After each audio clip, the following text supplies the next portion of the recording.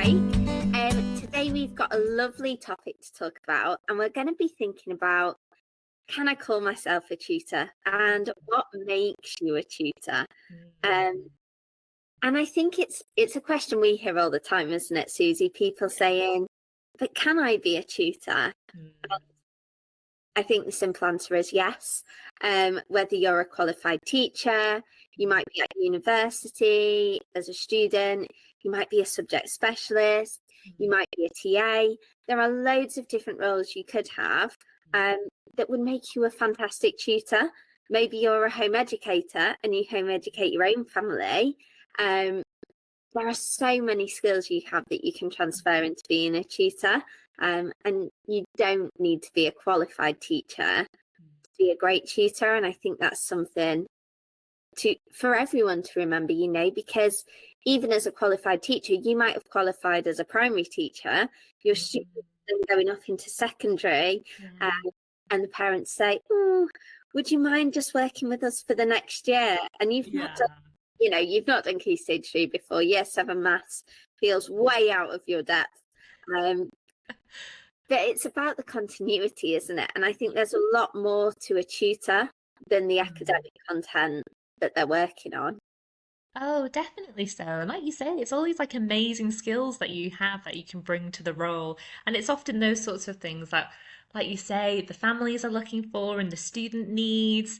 And if you've got that passion and some kind of like expertise, whatever that may be, I know you've touched on there about TAs. You know, if you're a TA working one-to-one all the time or that small group, oh my goodness, you're already a tutor. So never fear that you can't be part of the tutor club. Everybody, you can all join if you want to help, if you're passionate and you know, you love working with young people, then definitely so. But it can feel a bit like there's a barrier to entry though, can't it? Some people can feel like, oh, can I, can't I? Which is a bit sad sometimes. Yeah, and I think you've touched on it there, but it's that feeling of imposter syndrome, isn't it? And actually, lots of teachers leaving the classroom or looking for a role alongside it think, oh, I could do tutoring, but I can't run a business. And, you know, the business side of it that scares people. But I think, you know, if you love, as you said, you love working with children, young people and making that difference, you can make the tutoring work, because if you don't want to do the business side of it, you could hire an accountant, you could hire a PA. You know, there are people out there that can help with the jobs that you maybe don't like so much, so that you can focus on those. But I think with tutoring, the impact you make goes beyond the academic impact, doesn't it? And you know, we can all remember those teachers that made a difference when we were at school. And I think with tutoring, you get to do that every day, don't you? Because you're working with children on a more personal level. Sometimes it's one or in small groups. And I think, don't undersell yourself. Don't undersell the skills that you have, because people make great tutors. And being a qualified teacher isn't the thing that always makes or breaks that. I think for some people, that is what they're looking for, isn't it? You know, some families might be wanting qualified teacher to replicate the school environment, or you know, work very strictly to that. But I think one amazing thing about tutoring is it is such a broad market, and there really is space for everyone. So, you know, some people, some families might actually be looking for someone that's a little bit younger, you know, maybe has some similar interests to their child. I know I've seen it before with younger boys who may relate to their class teacher, you know, and they feel like the education system's a lot of ladies and, you know, people that they're not able to relate to. But if you've got a 22-year-old young man who's just finished university, it might be that they're more relatable to that student. So there's such a broad market, and it really is, there's something for everyone, isn't there? So Oh, totally. And like you say about what, clicks with that student and what makes them feel comfortable. Because, like you say, yeah, there'll always be that pocket of clients who want the kind of school experience replicated, as you say. But more often than not, they need somebody who's ever so slightly different, who can chime nicely against school or if they're home Yeah, educated, whatever sort of educational pathway they're going down, but someone who offers something else. But just to like reiterate how you were saying about, you could be a university student, you could be a TA and all these things. I was thinking back to some of the people that we've worked with before who've been like librarians and things like that, which is yeah, so lovely. Like, and it makes so much sense. You're passionate about reading. Maybe you've done something around phonics.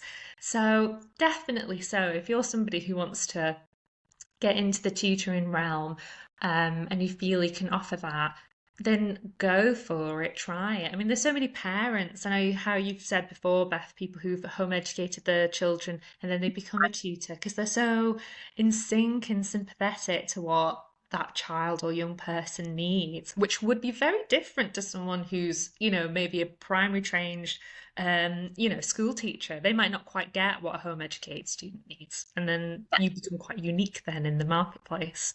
Yeah.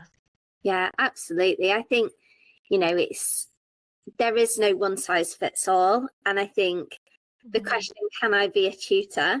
You could really ask, what is a tutor? Because a tutor can be so different for every family. And actually, even as a tutor, you can be different for every family you work with as well, because you have that flexibility to meet the needs of the student, to meet the needs of the family, in a way that works for not only the family, but for you as well. I think that's a really important thing to think about before we finish, is that actually it's your business. And whether you're tutoring full-time, part-time, as a bit of a side hustle, it needs to work for you. You're doing it for a reason, and you're doing it because you love teaching, you love working with those students. So I think there's nothing wrong with getting support with the bits you don't like as much, or the bits you won't feel as comfortable with. Because with every job, there's bits that maybe feel more of a chore than others.